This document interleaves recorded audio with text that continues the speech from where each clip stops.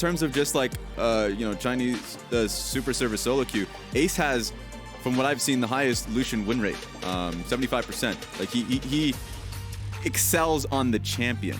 And so I really wanted them, especially if they're on blue side, to first pick the champion. Looks like they're prioritizing the Ashe, and they are baiting Xiye to go for it. So I still think Lucian is an insane pick. And there are so many AP junglers that allow him to thrive in the lane and have that damage spread to be secured. So we'll have to see what they go for here as the Kindred gets locked in here by LGD, yeah. Kindred locked in along with that Ornn first pick. There we go. On the side of LGD. You want some team fighting? Ornn is a cornerstone team fight. Yeah, they got their team fight. They got exactly what they've been looking for. In fact, if I look through my notes here, LGD, yeah, Peanuts win rate on Kindred. 9 games, 7 wins. That's pretty good. This is one of his best champions. So he's just going straight towards comfort here. LGD just not making it a secret that they want a team fight. And on the other side, man, we got some pick potential with an Ashe first pick and then Zoe following that one up. This team has the ability to find somebody out of position and potentially blow them up before the Lamb's Respite comes in to save them now. Let's see what else they're going to round this out with before the next part of the bans comes through. Thinking about a Lee Sin here for Bugi, and with the timer running out, that's locked in. All right, I like to see this here from Bugi. It's one of his better champions as well.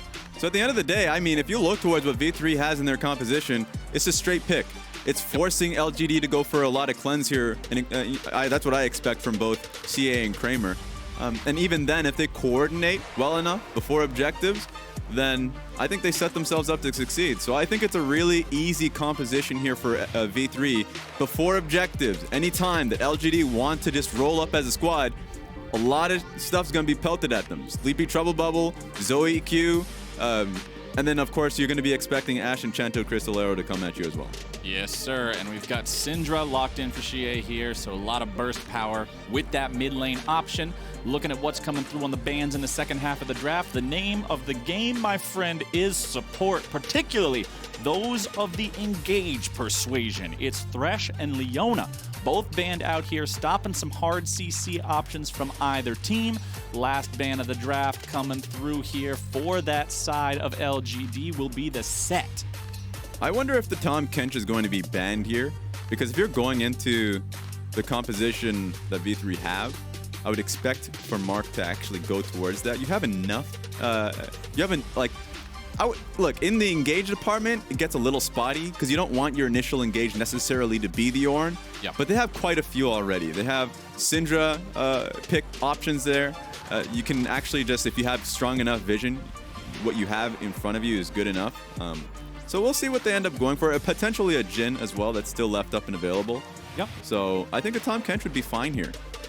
We'll see if they decide to go for that. Of course, they will get last pick of the draft, so might save that support choice for all the way towards the end. And hey, there it is. Almost like this is your job, Raz. Almost like you are both a professional commentator and a coach and know how these drafts work. Yeah, there's just so many utility AD carries available, and that's not even accounting for the Senna that's still there, right? So, I mean, the Jhin is a strong one, and I think I love the fact that they're holding support for last pick because they do want priority through their bot lane. If you're going to be picking up Oren, you're expecting that Oren's going to get shoved in. If you're picking up the Syndra, as strong as she is individually, that's not going to be enough to keep you a sound state of mind. So a strong bot lane is what LGD really needs right now. Let's see what the last pick of the draft here for the side of V3 will be, though. Also waiting on that very last pick to go for their support. We'll be laning with an Ashe, who is a very proven and powerful laner in her own right, but does need some good setup. Not surprised at all to see this coming in. Oftentimes, Braum is drafted against Ornn just for the sake of blocking the ulti, the power of the Unbreakable at stopping that ram from coming in and throwing everybody up into the air. Yeah. Cannot be underestimated. So that one's locked in. Makes sense for Raina. And I'd love to see a mage support here. I know that the Bard gets locked in. Morgana was another option that would be really good. And this is exactly what you want out of your support counter pick. That's why you hold that for Mark. Mark has been, for me, throughout his career, I mean, if I look at LGD's lineup, veteran, veteran, veteran, and then Mark's been there for a little bit, right? He's not a rookie per se. He's been there. He was with Dominus earlier on in his career, but he hasn't had the international experience. And so the fact that they're able to have the faith in him and have the faith that they can rely on their bot lane to be their, I guess, priority and like center point of the early game, I think is nice to see. And they're going to need it too, because this is crunch time for LGD. They need these wins. Yeah, when you're looking at how this all shakes out, remember, group stage here for play-ins, best of 1 round robin. There's 5 teams in each group, so that means you're playing 4 games. After the first 2 games, LGD has no wins. Yeah. And LGD still has to play against the Unicorns of Love, who have been looking pretty good in their first 2 couple of games. I would say out of the 2 games that LGD has remaining, this is the easier of the 2. If they lose here and go 0-3, it's looking pretty sketchy for their chances here in this group, which I don't think anybody was expecting heading into this. Yeah, and power is out of their hand if they lose this game. Because at the end of the day, head-to-head doesn't decide who moves forward. Because if you're tied, let's just say in a theoretical position where, let's say, Rainbow 7 and LGD are tied for 1-1, and last place kicks you straight out of the tournament, right? Yeah.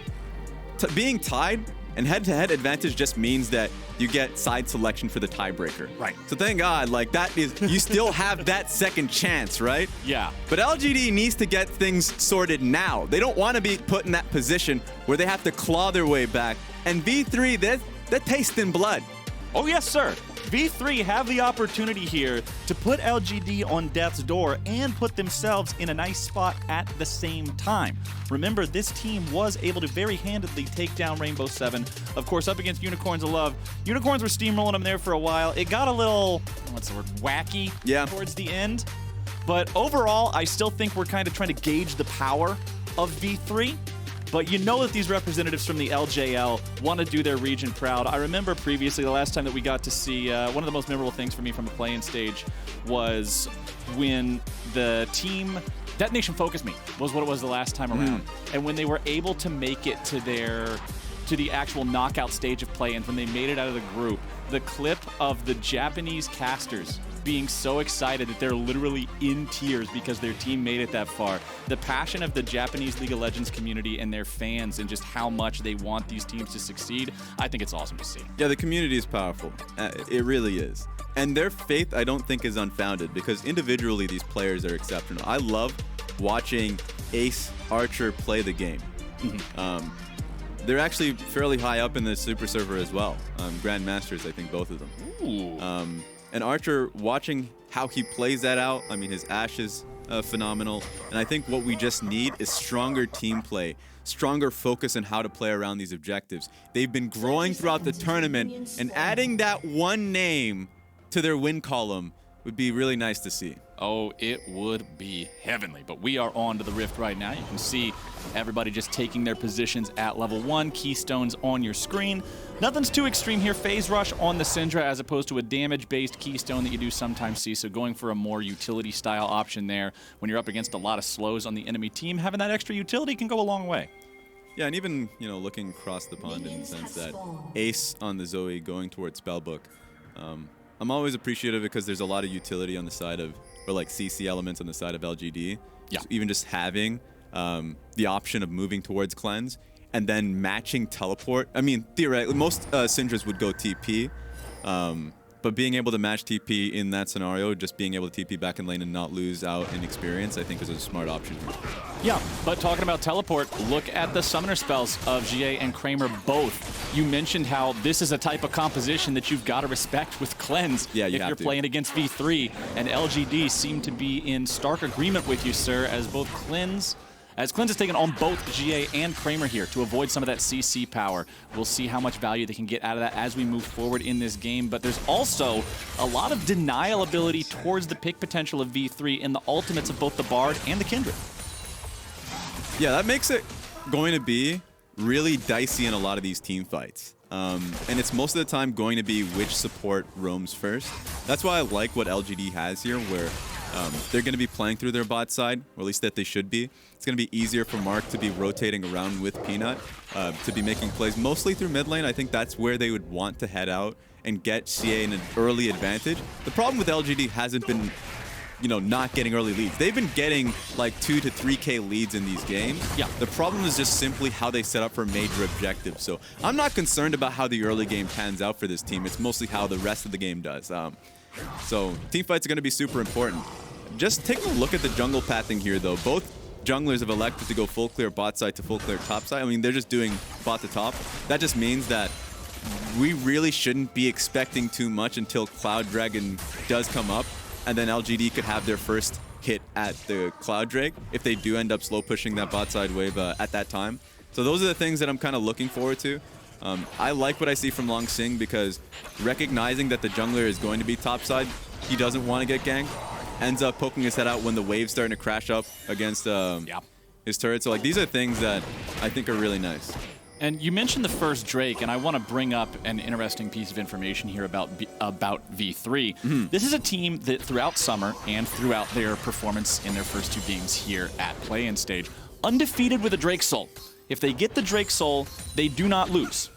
And because this team is able to prioritize those Drakes and win when they properly do so, that's what I found so interesting about LGD's losses when watching the VODs back and seeing how the loss condition or the point of the game getting away from them was at those Drake fights both times. I think this game will be decided around those mid-game Drake fights, the team fights, the positioning, everything that plays out, the execution will determine who wins this. Because LGD loves to fight around those, and V3 wants Drake to just be what's iconic for them is top side. Longshink's forced to flash away. Good gank coming out of Bugi. All right, but that does give an opportunity for LGD to set up for the bot side of the map. So like that's the hit that they can go for, as knowing that Bugi is up in top side. But also, I'm okay. Actually, I like the idea. If V3 does want to trade topside for Cloud Dragon, I think that's really good for them. Getting Paz ahead early on is going to benefit them. It makes it so, like, as the game goes on, the Renekton is going to just continuously punish the Ornn matchup, force him to be behind in experience and minions. In fact, it's already pretty bad as it is. That's a nice win condition that V3 can have. Yeah, if that Renekton gets big and scary in a team fight, yeah, you got to deal with an Ornn here in the side lane. He's going to get tanky. We know what happens once he gets the upgraded Sunfire cape. It's just like trying to beat the snot out of a punching bag over and over again. No real damage. But look at the rest of this team. Raz, a Kindred, a Syndra, a Jhin, a Bard. If that Renekton is fed, nobody can go anywhere near him without being at risk of just being instantly deleted.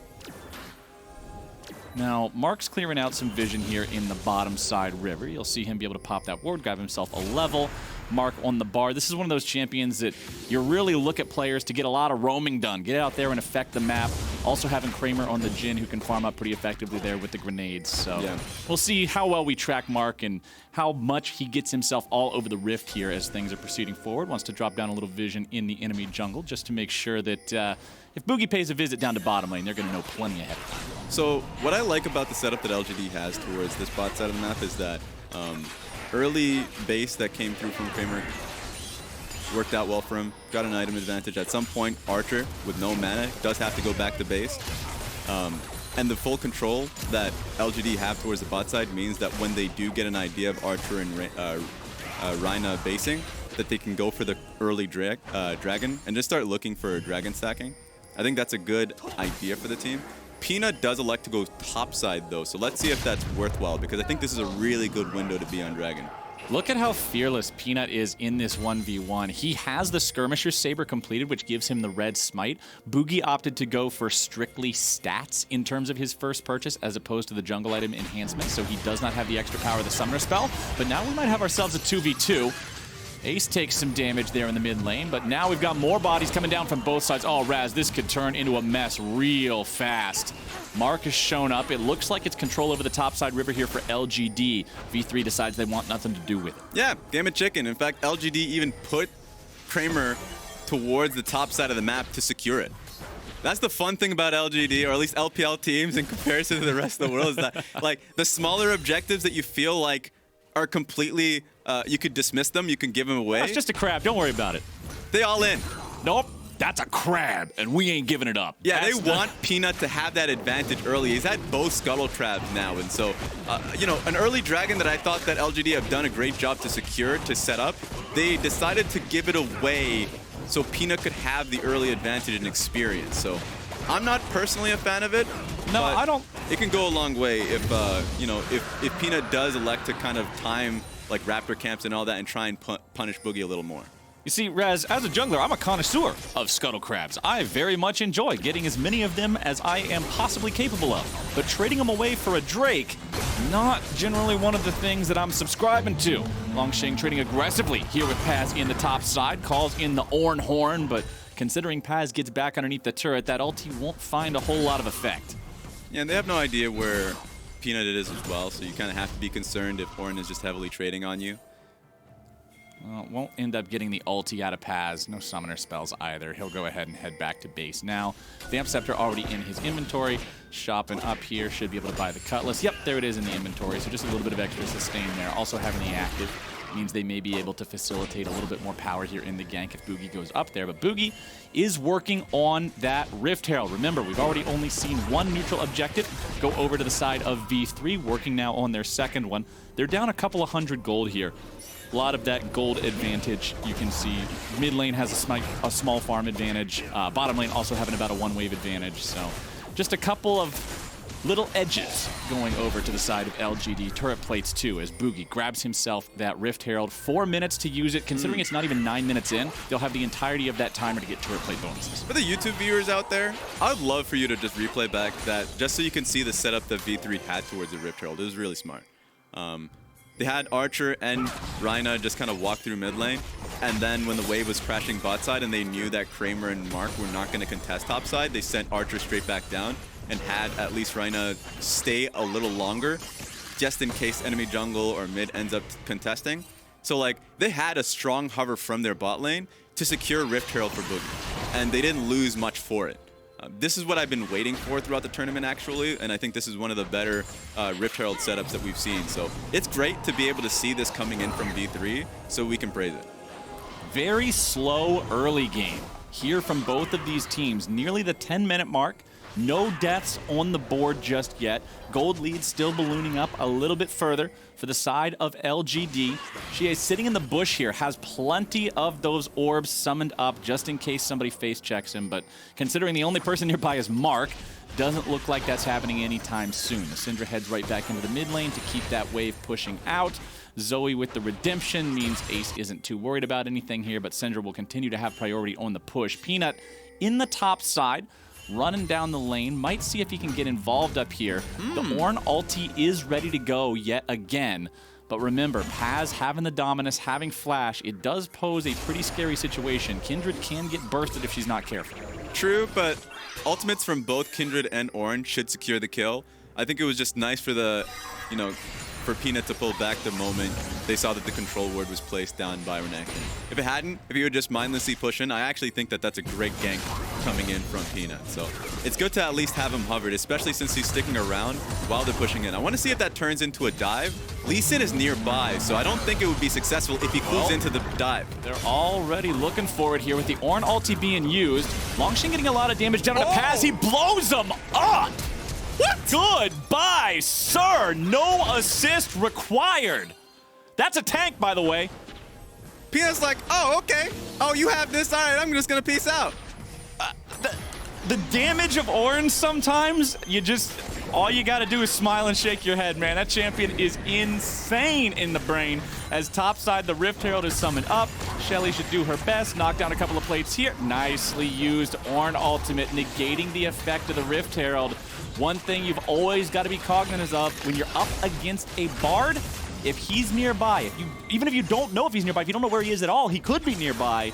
He's going to deprive you of that plate money, stop that Rift Herald from getting his job done. Yeah, and it's such a consistent thing that he can do that you do have to have a bit of a mini game of tracking where the Bard is. So you don't want to just waste the Rift Herald. That's why a lot of the times when you see a team going up against the Bard, Rift Herald priority drops a little bit.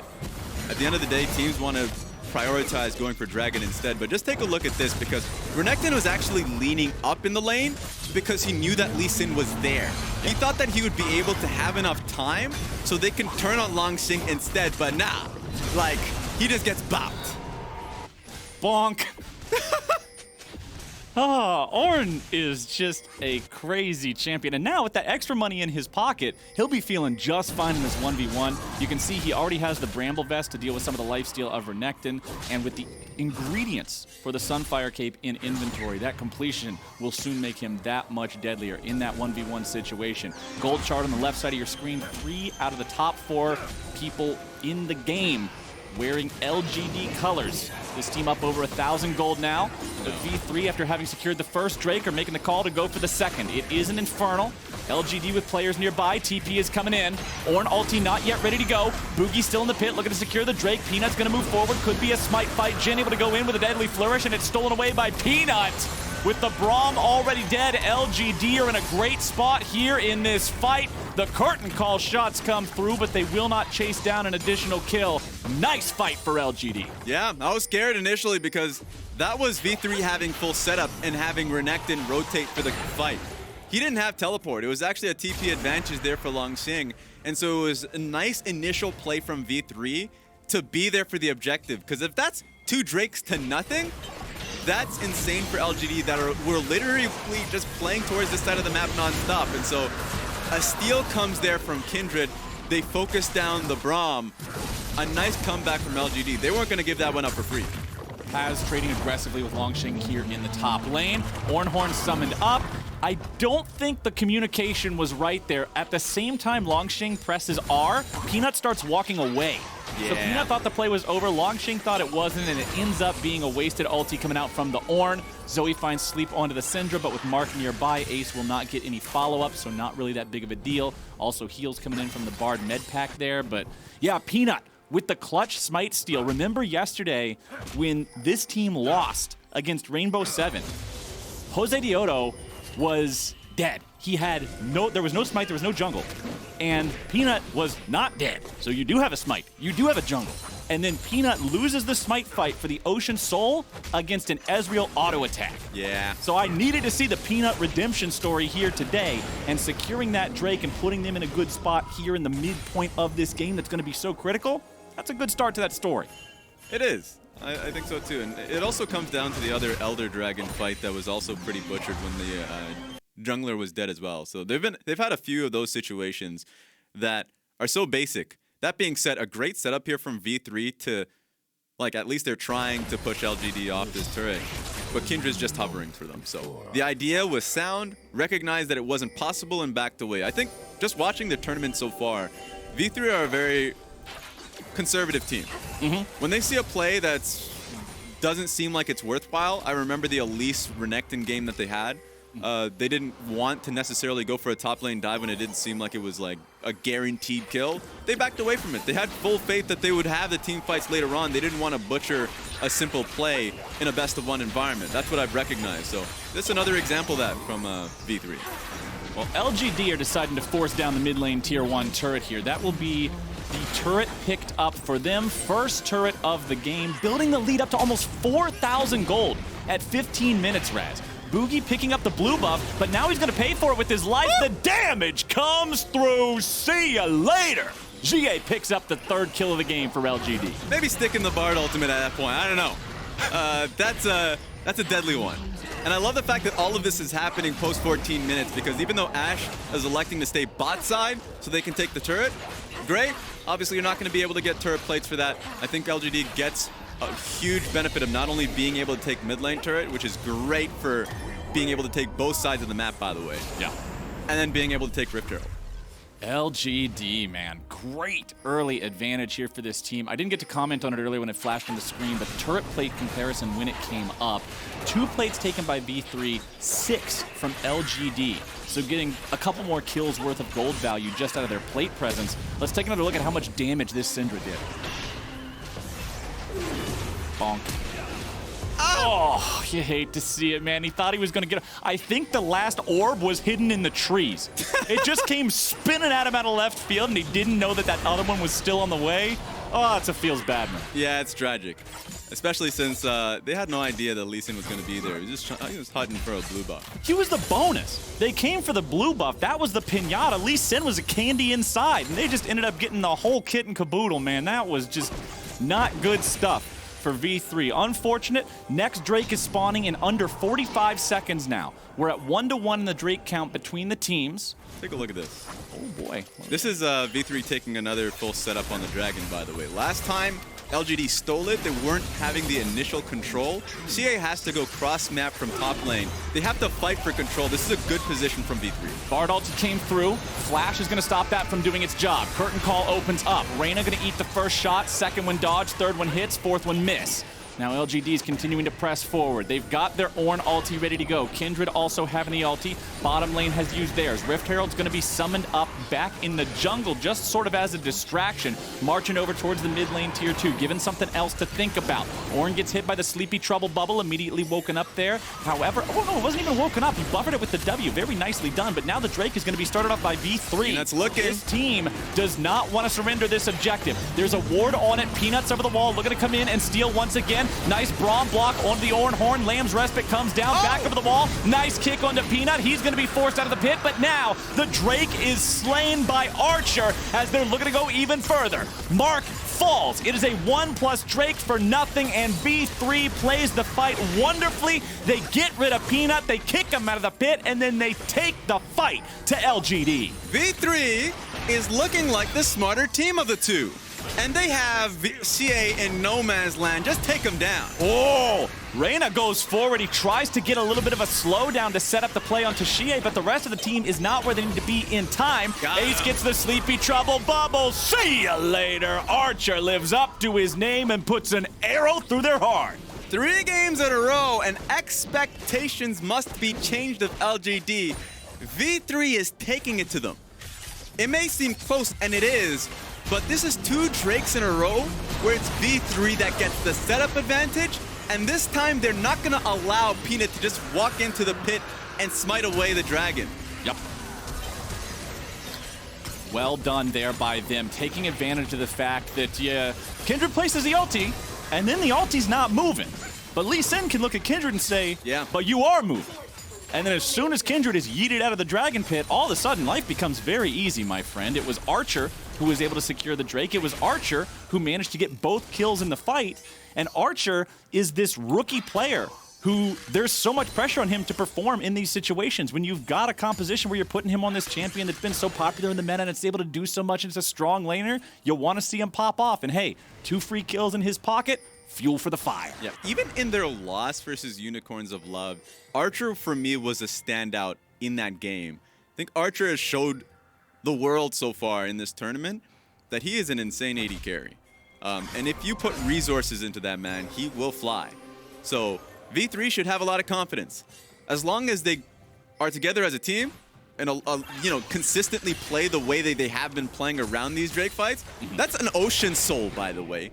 Once again, LGD will be put down by the same Drake soul that a lot of players just say it's a GG sign. It's so difficult to deal with that when it comes online. But yeah, the individual performances of the players on V3 in that last fight doing what they needed to do at critical moments. The Lee Sin kick on Kindred to knock her out of her own ulti. The Braum shield to block the Ornn ult from initiating a proper fight for LGD. We mentioned how Braum is picked against Ornn for this very exact reason. If nothing, you might not have any other reason to pick Braum, but if they pick Ornn, it can be justifiable just to stop them from getting that teamfight mechanism if it shuts down what their comp does. Now, Langx does have a 2-level advantage over the Renekton, trying to get himself away now. He does manage to grab the blue buff, and although V3 was bringing in backup, that Ornn is just too damn scary, man. He's level 14. He's got the duo of Ornn items, the cornucopia, if you will, of power that this champion just gets for free. Anyone who's not looked up the numbers before, upgrading Sunfire Cape and Abyssal Mask to their Ornn versions gives him over 3,000 gold worth of free stats. He is monstrous right now in this game. It's insane. And if nothing else, it'll just buy time for the rest of the team. And I think that's what V3 was really concerned about. It was LGD getting control of mid lane, and so they can easily just walk up towards the top side, support the Ornn in the fight, and they would be in a better position there. Ornn would have put down a lot of damage before the actual fight had begun. So V3 is taking it, recognizing that they don't want to make any more mistakes. They're in a fine position in the game. Even though the gold advantage is there for LGD, they can play for Soul Point in a minute's time. Well, We'll see if they're able to secure that priority over the bottom side river as they have in the last 2 points that you already pointed out. 4,500 gold is a pretty intimidating lead, especially with those Ornn items. Xiye also having the death cap completed means Langx can go upgrade that. That is generally the item of choice for mages to want to upgrade when Ornn is on their team.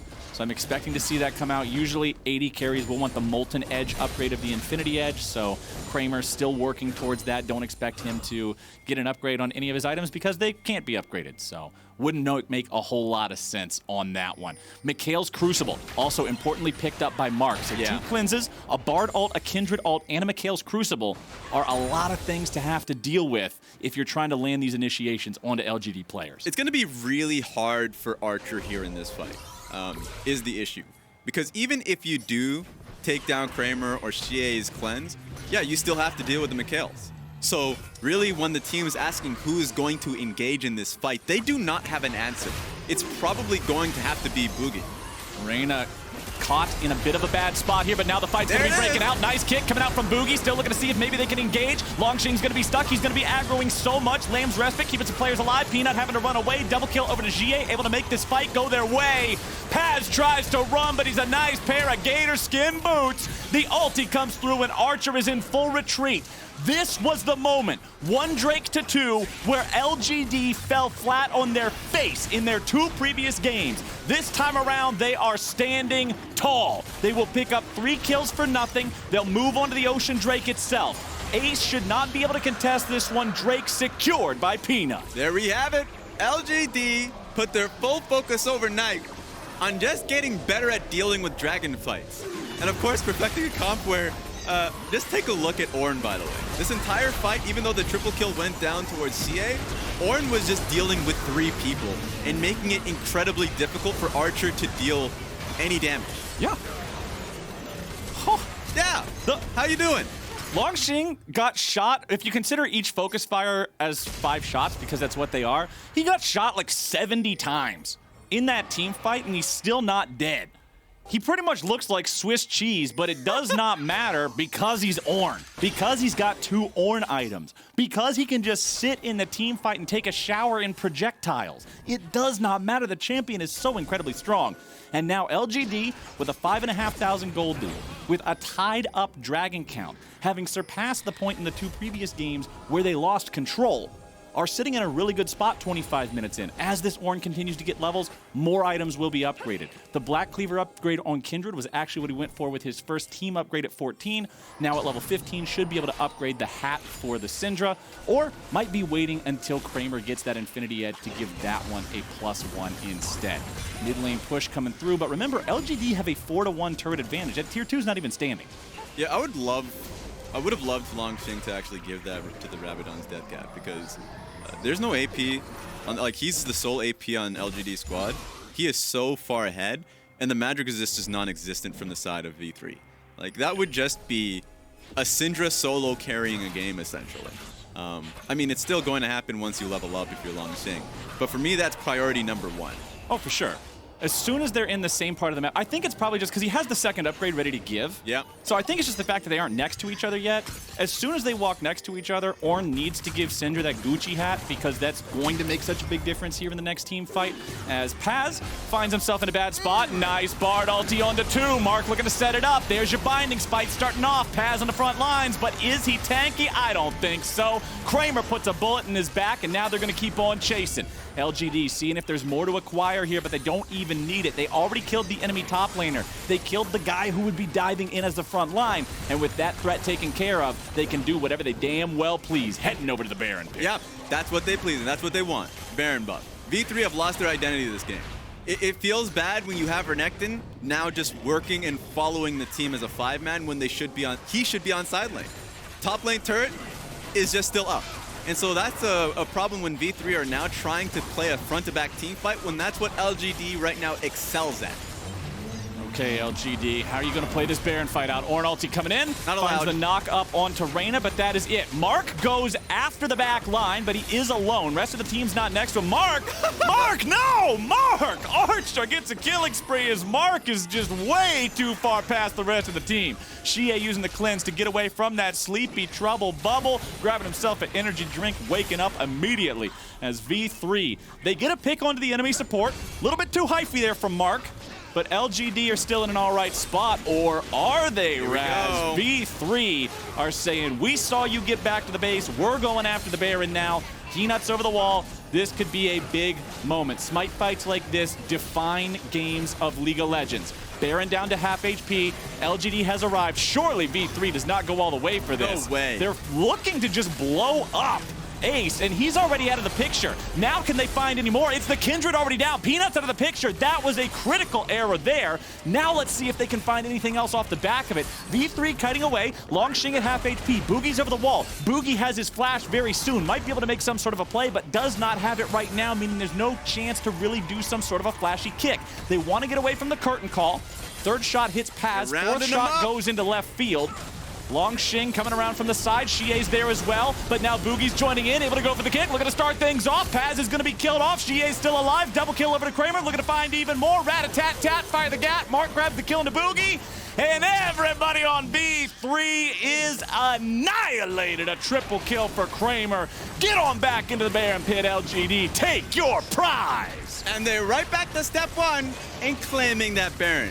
A wild series of events for both teams, honestly, because it was initially Mark finding himself at the wrong stop. Oh, hi, Mark. He was randomly in downtown LA. He's like, wait, I didn't want to go. Oh, no. I didn't want to go here. So that really put them in a bad position. But then from V3 side, it was just miscommunication. Honestly, I think this is fine from the Zoe if the team just wants to turn and fight. But instead, they tried to go on Baron at the same time as the Zoe is trying to set up. So they're on completely different chapters, let alone pages. And from this point, I mean, like, they're just going to round them up. They're on the wrong side of the map, and LGD can clear them out. You can see them try to regroup. They know what's coming. Yeah. Doom is inbound, but they have to try to do something about it. I like the attempt from Bugi trying to kick Xiye into the rest of the team, but the damage just wasn't there.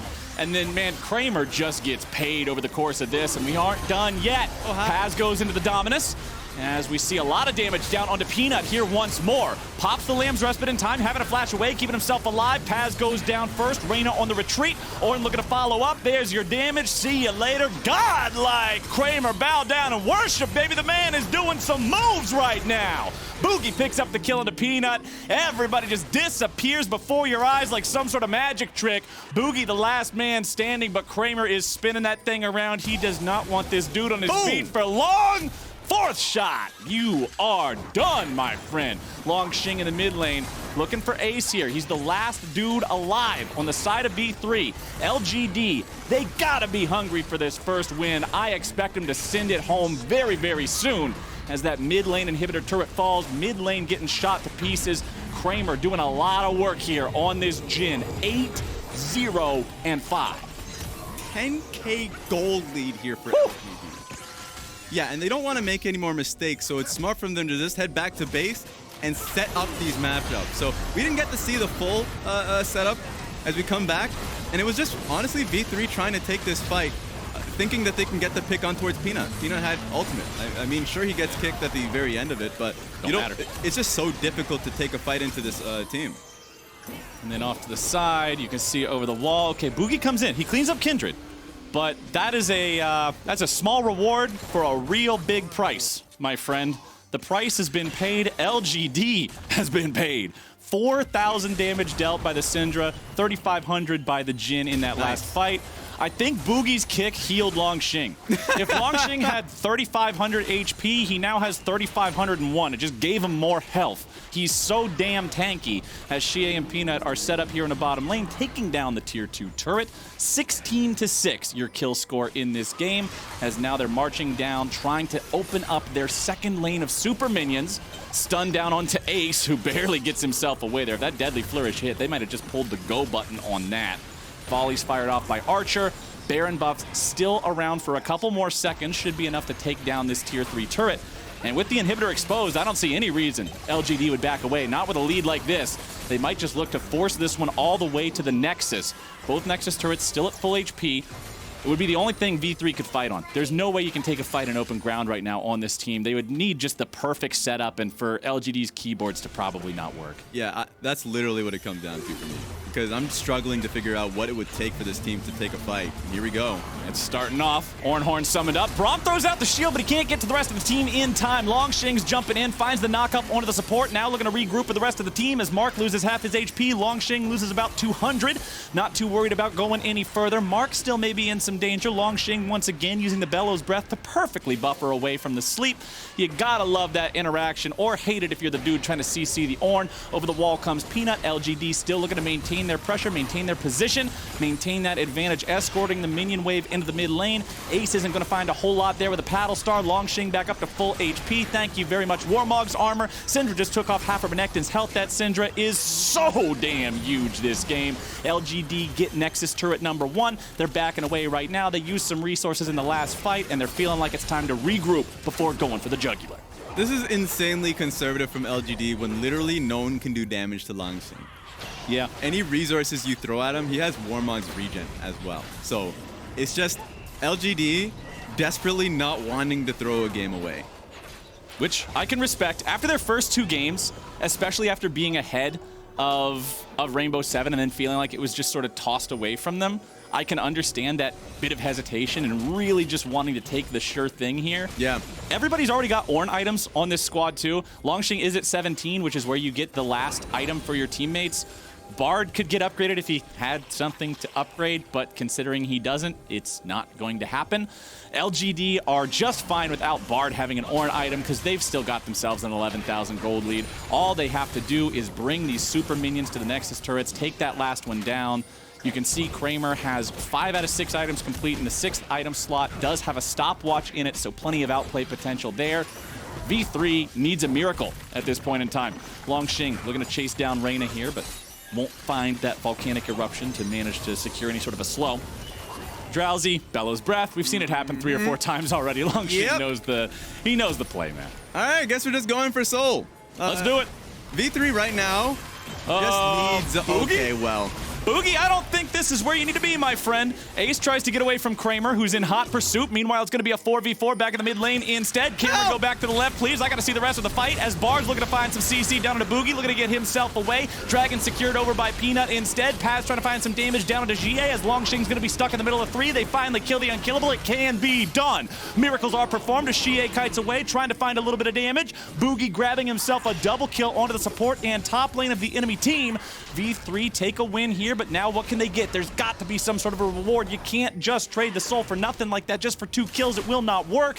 Kramer and Peanut, double marksman squad, going after the base now. There are still 4 players left alive on the side of V3. It was a 1 for 2 overall. Ocean Soul also now on the side of LGD. V3, yeah, for the first time in a long time, they got an advantageous kill trade, but at what cost? LGD pushing down the tier 2 turret there in the top lane. Arrow makes a beautiful field goal, but unfortunately those aren't worth any points in League of Legends. Paz coming around from behind, running like a bat out of hell. The Gator got his Nikes on as Peanut tries to kite away now, and Paz just bites off more than he can chew. That is a nearly full build Jhin, and you are not in the kind of spot to be able to contest that one. One single shot, 50% of Bugi's health bar, and Ornn has returned. Kill him once, and now he's just the same thing, but he's mad.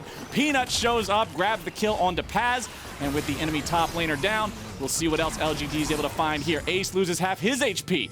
Peanut still burning away here a little bit, could be in danger. Bugi with the sonic wave over the wall, won't find the mark. He wanted to just try to assassinate him there at the very end, as the inhibitor falls again in mid lane. That one had just respawned. Nexus turret under pressure. Lots of damage down there. The Braum will try to block some of it, but it won't matter, man. Raina's gone. Redemption called down there. Lamb's Respite also used just to make sure there's no mistakes coming in now. And the Nexus drops for the first time. LGD take themselves a win here at World 2020 Play-Ins. And you probably heard it from here. The biggest sigh of relief from Peanut that they do have a win on that column. They took Amazing's advice.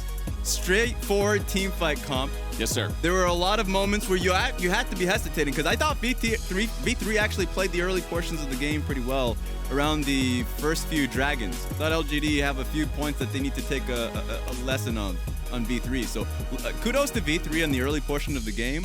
But the moment the team fights were starting to etch over towards LGD, Xiye was getting massive. It's just way too hard from that point.